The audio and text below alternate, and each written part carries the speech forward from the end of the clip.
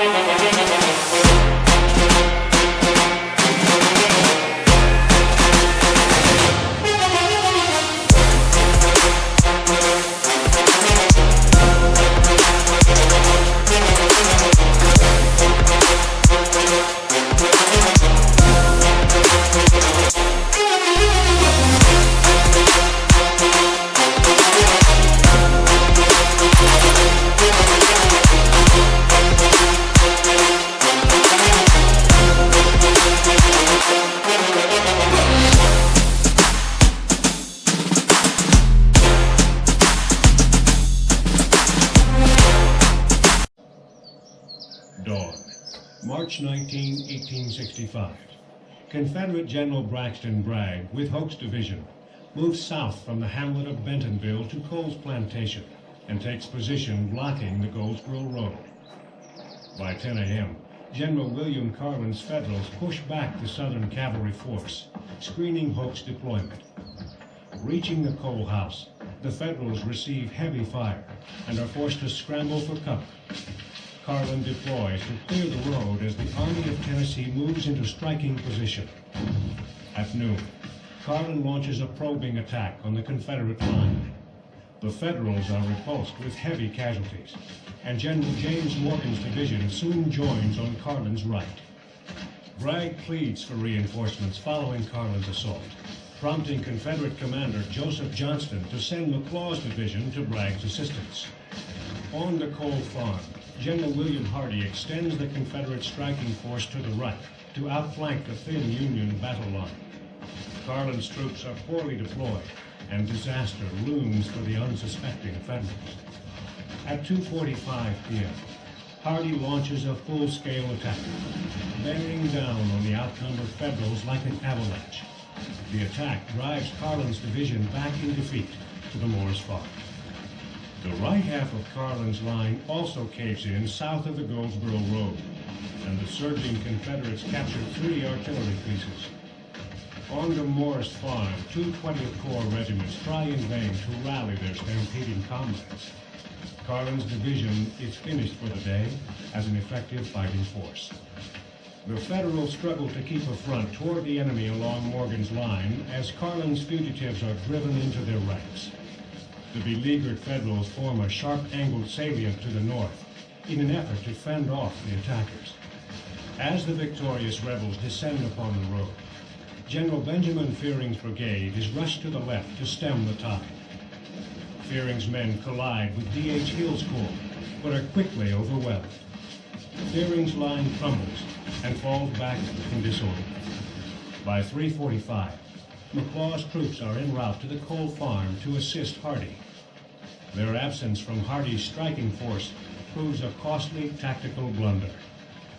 Around 4 p.m., Hoke's division slams into Morgan's Federals below the road. Hoke's and Hill's commands quickly overwhelm Morgan's left, and the northern salient crumbles. The 34th Illinois stands firm, however, preserving the division's security. On the right, 2 aggressive regiments launch a counterattack on Hoke. A violent hand-to-hand struggle ensues in the Smoky Wilderness. and a soldier of the 14th Michigan captures the battle flag of the 40th North Carolina. Having knocked Fearing's brigade aside, troops from Hill's command pour into the resulting gap and veer eastward toward Morgan's line.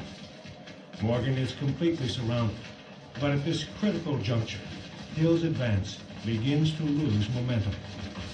Fortunately for the Federals, 14th Corps Commander General Jeff Davis had called for reinforcements.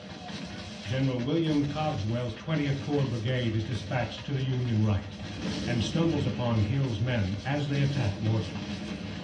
To meet Hill's threat, Morgan's troops, having repulsed Hope, are forced to jump to the opposite side of their breastworks.